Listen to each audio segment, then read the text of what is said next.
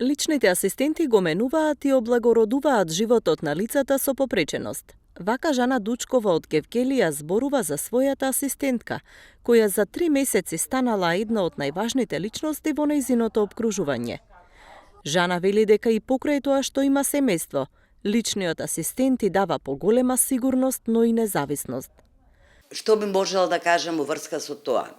Задоволна сум, ја користам од август месец, сакам, дур сум жива да ја имам и покрај сите мои членови што ги имам во семејството, таа ми представува како дел од семејството и како еден голем другар на кој почнав ја да се обраќам повеќе од како да ми е ќерка, повеќе од нешто слобода, просто едноставно кажано слобода.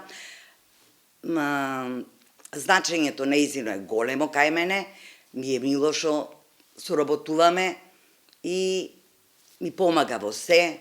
Поврзаноста помеѓу личните асистенти и корисниците ја потврдува и Марија Стоева, која во овој случај е давател на услугата лична асистенција. За неа, ова е најблагородната работа и чувствува дека на тој начин е поддршка на заедницата и хуманоста. Убаво е чувството, значи да се биде дел од овој тим, кој што секојдневно ја пружи услугата на лицата со попреченост, на кои навистина им треба таа услуга.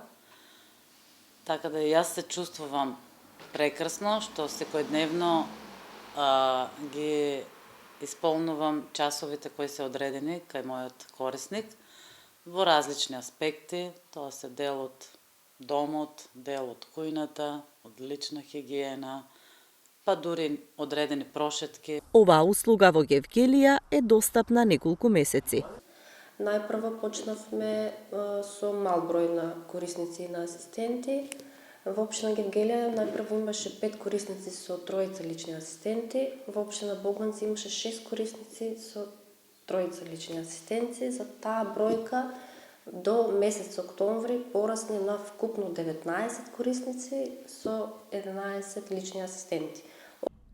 Услугата за лична асистенција на лицата со попреченост е достапна преку Црвениот крст Гевгелија како нејзин давател во партнерска соработка меѓу општините Гевгелија и Богданци, а со проект поддршка од Светска банка и Министерството за труд и социјална политика.